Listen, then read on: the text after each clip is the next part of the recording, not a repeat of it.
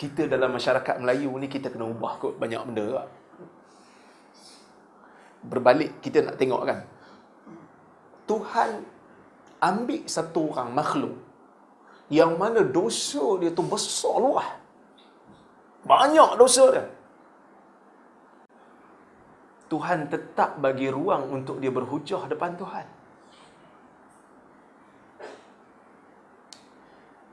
Kita dalam masyarakat kita ni kadang-kadang kita kurang budaya dialog, kurang budaya berhujah.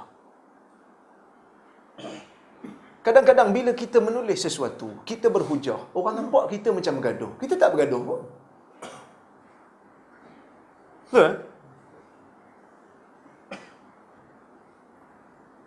Kadang-kadang orang bagi kat kita artikel mana-mana, ustaz minta komen. So kita komen, bila kita nampak ada yang tak betul, kita komen lah. Jadi adalah orang yang kadang-kadang dia kata, inilah ustaz-ustaz kerja tak ada lain bergaduh. Tak, kita bukan bergaduh. Kita tak bergaduh. Kita berhujah. Kita berbahas. Islam ni agama yang beri ruang untuk orang berhujah.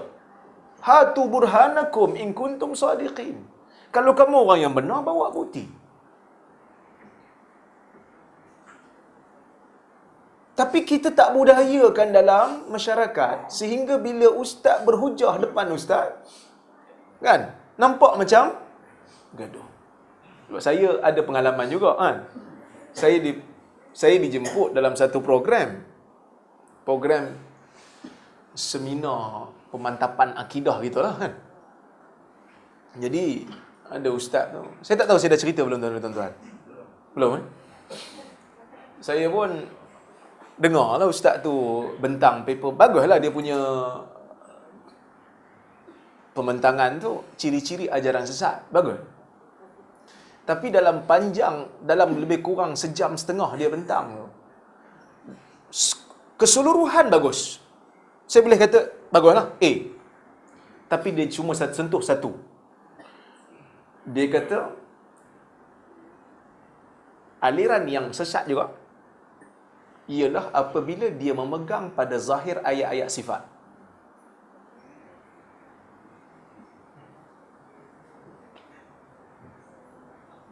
Pegang zahir ayat sifat, dia kata benda ni boleh bawa kepada kufur.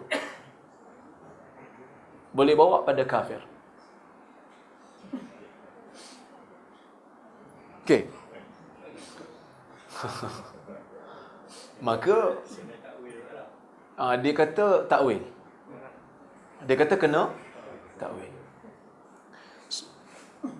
Dia kata orang yang pegang pada zahir ayat ni, dia orang claim dia orang pengikut Imam Ahmad bin Hanbal, sedangkan Imam Ahmad takwil. Dia bawa satu riwayat daripada Imam Ahmad. Waja'a rabbuka wal malaku saffan saffa. Ayat ni ada satu riwayat daripada Imam Ahmad. Imam Ahmad kata bukan Tuhan yang datang dengan malaikat, tapi yang datang tu waja'a amru rabbika. Arahan Tuhan yang datang dengan malaikat. Baik. Saya pun tunggu sesi soal jawab. Dia buka. Alhamdulillah dia buka soal jawab walaupun 15 minit je. Saya pun tanya. Saya kata, ustaz, saya nak tanya satu soalan. Riwayat daripada Imam Ahmad yang ustaz baca tadi, riwayat tu dhaif. Didhaifkan oleh ulama Hanbali sendiri. Kerana dia adalah riwayat Hanbal. Hanbal ni anak saudara Imam Ahmad. Hanbal kalau dia riwayat bercanggah dengan riwayat anak Imam Ahmad yang bernama Abdullah, riwayat Hanbal tertolak. Sebab anak Imam Ahmad lebih faham. Majoriti anak murid Imam Ahmad, mereka tidak takwil. Mereka tak kata Imam Ahmad takwil. Yang kata riwayat ni dhaif, siapa? Ibn Rajab Al-Hanbali. Yang kata riwayat ni dhaif adalah Az-Zahabi. Minta ustaz komen. So dia pun komen lah. Dia komen, dia kata, tuan-tuan, walaupun ada ulama yang kata dhaif, tetapi ada juga yang kata sahih. Yang kata sahih ini Al-Baihaqi.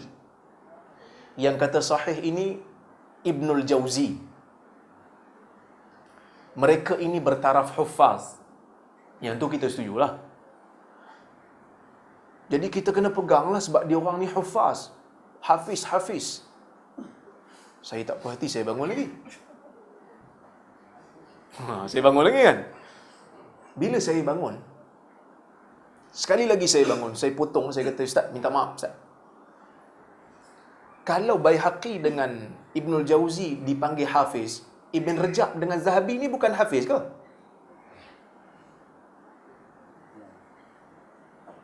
So kita berbahas. Saya bukan nak bergaduh. Kita nak bahas. Bila jawapan dia kita tak puas hati, kita tanya balik ya? Kan? Zahabi dengan Ibn Rajab memberikan alasan yang lebih kukuh.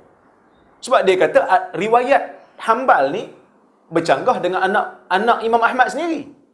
So dari sudut nampak hujah tu kuatnya belah yang kata dhaif.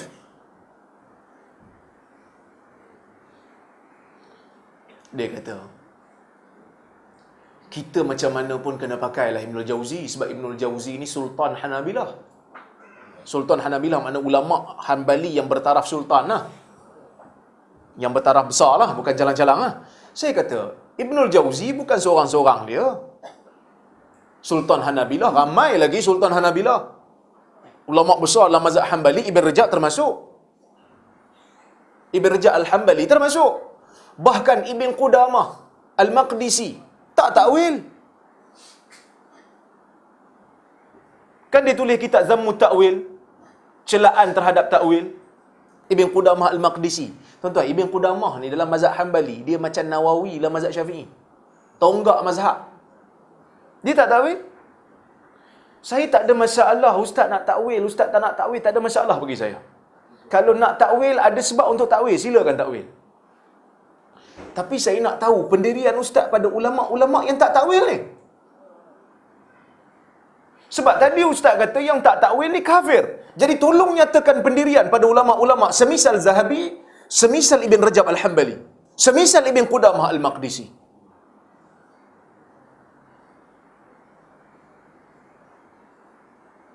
Tuan-tuan, dalam majlis tu, orang bising. Bila saya bangun kali kedua tu orang dah, wow, kan? Kita dengar suara kan. Sekodak saya nak panjang lagi, tapi sebab dah bising, nampak macam kita bad boy lah kan. Nampak macam kita budak jahat. Jadi saya kata, jawapan dia saya tak puas hati lah. Saya tak puas hati jawapan dia sebab bila saya kata nyatakan pendirian pada ulama-ulama yang tidak takwil ni, dia kata Imam Nawawi kata ijma' kena takwil. Imam Nawawi menukilkan daripada Qadhi Iyad ijma' kena takwil. Saya kata itu tak jawab soalan. Sebab ijma' tak berlaku melainkan dengan bukti. Kalau betul ijma' tak takwil, maka dia orang ni lawan ijma'. Sedangkan dia orang ni dipuji oleh ulama-ulama yang datang kemudian. Tuan-tuan, siapa yang belajar hadis tak guna kitab Zahabi? Siapa yang belajar hadis tak guna mazhab Ibn Rajab Al-Hanbali? Paling tidak dia mesti baca Syarah Ilal Tirmizi. Mesti akan guna pendapat Ibn Rajab Al-Hanbali. Tapi saya nak gambarkan cerita ni, saya nak kisahkan kepada tuan-tuan, bukan sebab nak tunjuk saya apa pun. Cuma kita nak kata budaya berhujah ni, saya berhujah dengan dia, saya tak ada masalah peribadi dengan dia. Dan dia pun tak ada masalah peribadi dengan saya. Cuma bila kita berhujah, orang nampak macam kita sedangkan kita berhujah. Dia silap metodologi. Dia silap. Dia argument. Kan? Jadi bila saya duduk lepas tanya tu, saya tak puas hati kan. Dia tak bagi jawapan, saya duduk. Ada ustaz petani sebelah saya tu. Ustaz tu daripada petani. Dia pun hadir ke. Tak jawab soalan.